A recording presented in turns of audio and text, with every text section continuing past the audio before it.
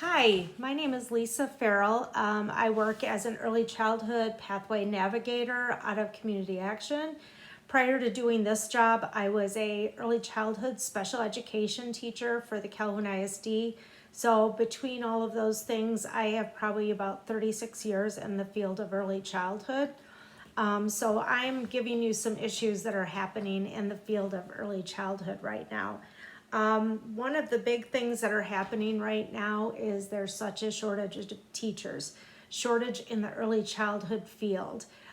We know that there has been a shortage that's in the kindergarten through 12th grade. Whenever that happens, they pull all of the people that are preschool teachers up to those elementary levels, and that leaves the preschool rooms without teachers. And there's classrooms in this community that have had to be shut down because we don't have the staff to work in there. And part of that is because typically in the preschool field, you make slightly less than you do at the elementary level. So when somebody pulls you to go up to the elementary level,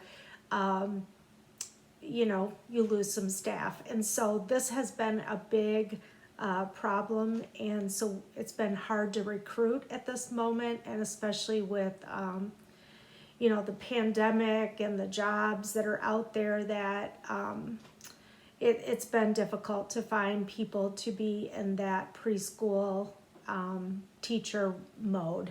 So that's been one of our first problems. The second one is we have really worked hard to find a diverse workforce, and we want children to see teachers that look like them. Not all of them. We want a diverse group of teachers. So we want different ethnicities. We want different people of different color, and so it's been difficult to pull from those groups so those children can see people that live in their neighborhood, can see people that are in their cultures, and so that is a second thing that we've really been working hard on, is figuring out how to pull some of the population in and see teaching in early childhood as something that would be a career for them. So very important.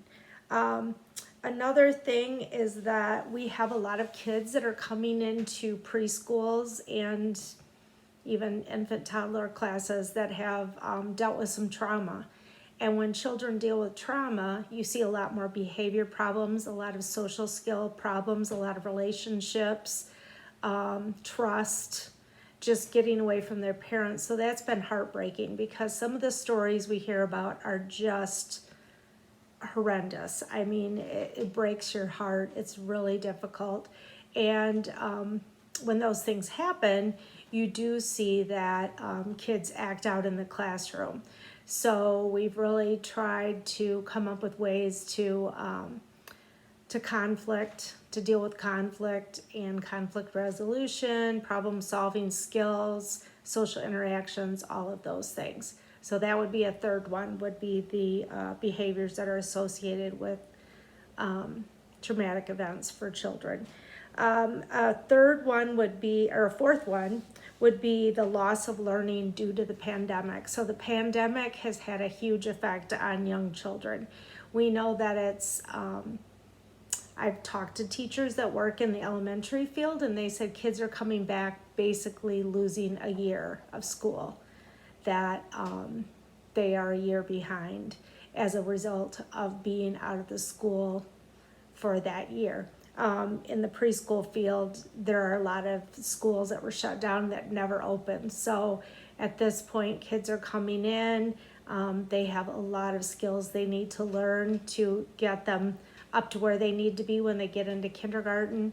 Parents were stressed and trying to cope with everything that was happening, and there wasn't a lot of learning that was taking place during that time.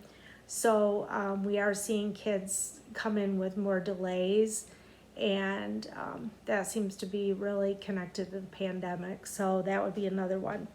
The last problem that we're seeing in this field, well, there's lots of them, but there's also a lot of positives that are happening. But another one I wanted to talk about was also related to the pandemic. So we have these kids that were maybe 1 year old when we went into quarantine. And so families were dealing with the pandemic. They were, a lot of people, we were all just staying home and we didn't know what to do. You know, we were told not to go around people, to make sure your kids stayed in home. And so here we are seeing these kids that are having just an awful time with separating from their parents, having difficulty with sharing toys, just a lot, very delayed social skills, very delayed communication as well. And a lot of that is just lack of exposure, lack of experiences. And we know that, you know, the ages birth to 5 are really the biggest learning that takes place within that period of time, birth to 5. And yes, they were with their parents, and a lot of them got some nice bonds with their parents. But there was also stress in the house, so maybe some of the, you know, there could have been some traumatic things happening during that time as well. So that's another area.